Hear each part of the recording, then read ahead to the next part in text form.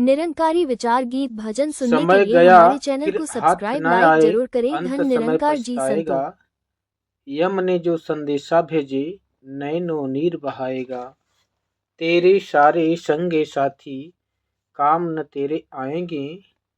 तेरे सारे कुटुंब कबीले, तुझे बचा नहीं पाएंगे।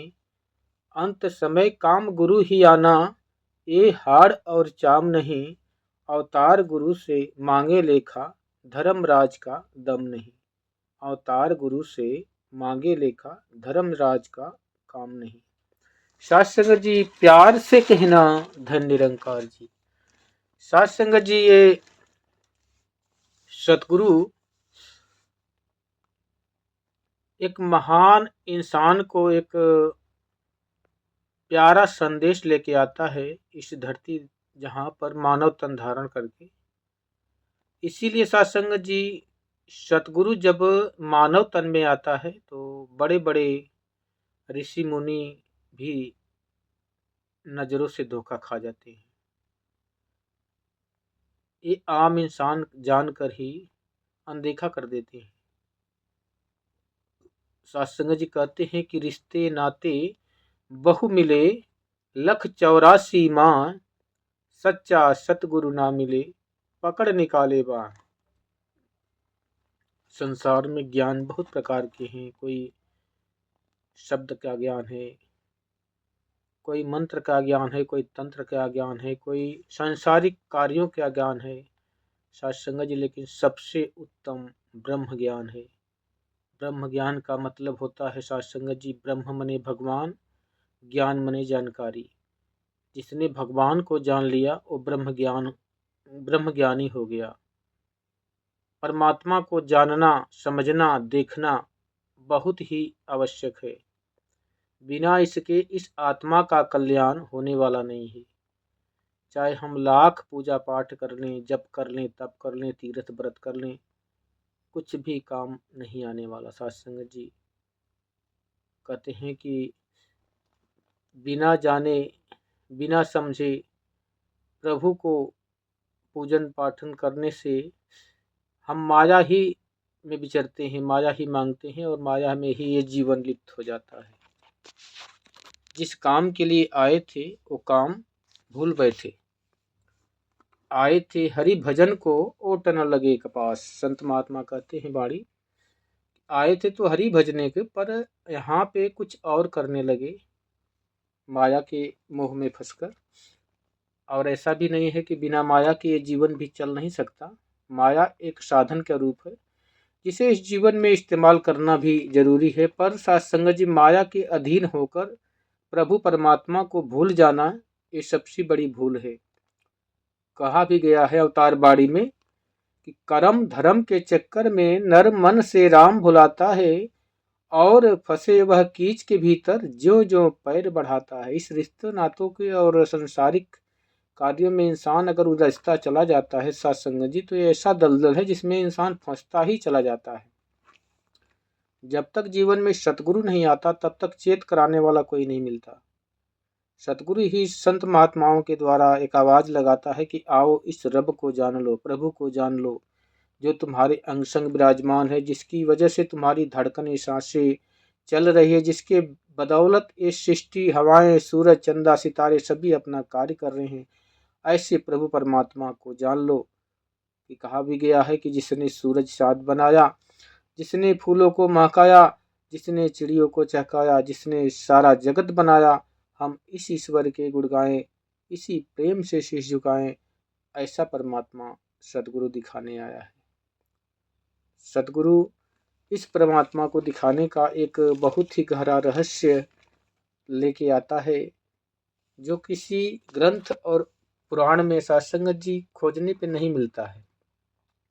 अगर इस रहस्य का पर्दा वेदों और पठन से हो सकता है तो सत्संग जी पढ़ने वाला को गुरु नहीं करना पड़ता, पढ़कर ही परमात्मा की प्राप्ति हो जाती। पर सत्संग जी परमात्मा की पहचान लिखी है, पर परमात्मा कैसे मिलेगा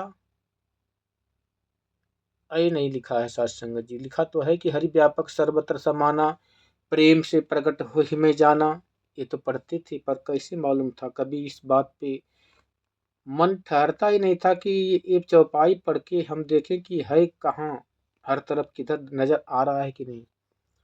नहीं साथ संगत जी, उम्र बीत जाती है लय से पढ़ते पढ़ते, चौपाइयाँ को धुन में पढ़ते पढ़ते, तर्ज में पढ़ते पढ़ते, राग में पढ़ते पढ़ते इंसान बह जाता है। इस राग की ध्वनि में, प्रेम की ध्वनि में बह जाता है, लेकिन इसका मतलब नहीं समझ पाता। बार बार तो पढ़ने में आ रहा था कि तुम हो एक अगोचर सबकी प्राणपति, किस विधि मिलूं दया मैं तुमको मैं कुमति। कुमति थी ये मति, पूछ रहा है कैसे मिलूं।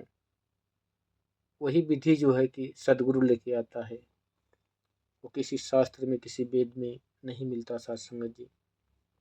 ये रहस्य का पर्दा सदगुरु उठाता है, और सदगुरु को ही परमात्मा ने चुना है इसका रहस्य उठाने के लिए, और कोई हटा नहीं सकता।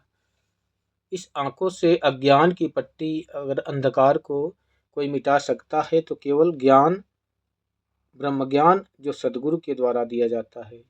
ऐसे ब्रह्म ज्ञान को पाकर इंसान अपने लोक और परलोक दोनों संवार लेता है। इस लोक में भी उसको जीने, खाने, पहनने, उठने, बैठने, बोलने का ढंग आ जाता है, और इस मार्ग पर चलते चलते, सदमार्ग का कर्म करते हुए, जीवन जीते जीते वो अपना परलोक भी संवार लेता है। क्योंकि सत्संग जी, परलोक भी हमको इसी जीवन में संवारना है। अगर हमने यहाँ पे चूक कर दिया और परलोक का ध्यान नहीं दिया तो सत्संग जी 84 लाख की बेड़ियाँ इस जीवात्मा को जाल में फंसा के ही रहेंगी। अगर इससे बचा सकता है कुछ तो केवल सतगुरु का दिया हुआ ये ब्रह्म ज्ञान, बाकी कोई ज्ञान नहीं बचा सकता। चाहे दुनिया के कितनी भी दौलतें कमा लो, गाड़ी बंगले खरीद लो, कुछ भी काम नहीं आने वाला। जिस दिन ये शमशान के शैया पे लेटोगे, उस दिन सत्संग जी ये गाड़ी बंगला, रिश्ते नाते सब तालियां बजा के वापस चले आएंगे। आगे का सफ़र खुद से ही करना पड़ेगा, और सफ़र में जो मददगार होगा वो हमारा पुण्य कर्म होगा। वो भी पुण्य कर्म सत्संग जी निस्वार्थ भाव से जो होगा वही साथ कर सकता है, अन्यथा जो स्वार्थ भाव से होगा वो तो सत्संग जी फिर आने के बाद ही मिल सकता है। ऐसे सतगुरु इस रमे राम का दर्शन करा के हमको ये अवगत करा देते हैं कि यही प्रभु परमात्मा हर जगह विराजमान है। इसके बिना कोई जगह खाली नहीं है, कि साई खाली के बिन खाली नहीं, सुई धरन की ठोर। इस परमात्मा से एक सुई के नोक के बराबर भी कहीं कोई जगह खाली नहीं, पर ये नज़र नहीं आता जब तक सदगुरु इस रहस्य का पर्दा इन आंखों से नहीं हटाता। तो सत्संग जी, जिन्हें भी प्रभु परमात्मा देखने की लालसा है, पाने की लालसा है, समझने की लालसा है, उनको सदगुरु माता सुदीक्षा सविंदर हरदेव जी महाराज के चरणों में अति शीघ्र आके इसको जान सकते हैं, देख सकते हैं। ये सांसें अनमोल है। सांसों के रहते, ताकत के रहते, जब तक हड्डियों में जान है, जब तक चल सकते हैं, बोल सकते हैं, समझ सकते हैं, तब तक इसको देख लेना है, समझ लेना है। नहीं तो सत्संग जी बुढ़ापा में आने के बाद तो कहते हैं कि अपना आज समारोह बंदे, कल आए फिर ना आए, जन्म अमोलक हार न बंदे, फिर आए ना आए। लोग कहते हैं कि बुढ़ापे में भक्ति करूँगा, बुढ़ापे में सत्संग जी एक अपना रोज का जो दिनचर्या है उसी को पूरा करने के लिए किसी का सहारा लेना पड़ता है, चलने के लिए लाठी का सहारा लेना पड़ता है, बोलने के लिए आवाज़ रुंध जाती है। फिर भजन कैसे होगा सत्संग जी, सत्संग कैसे होगा। इसलिए कहते हैं कि जब तक ताकत है तब तक इस प्रभु परमात्मा को जान लो, देख लो, समझ लो, भक्ति कर लो। बुढ़ापे के आसरे पे नहीं रहो। बुढ़ापा किसने देखा है। बुढ़ापे की तोल मोल में ये जीवन यूं ही चला जाएगा व्यर्थ में। तो अभी से चेत करके इस ज्ञान को पालो, समझ लो। सदगुरु भी है, निरंकार भी है, और दिखाने वाला भी डंके की चोट पे दिखा रहा है। बस हमें देखने के लिए तैयार हो जाना है। प्यार से कहना, धन्य निरंकार जी।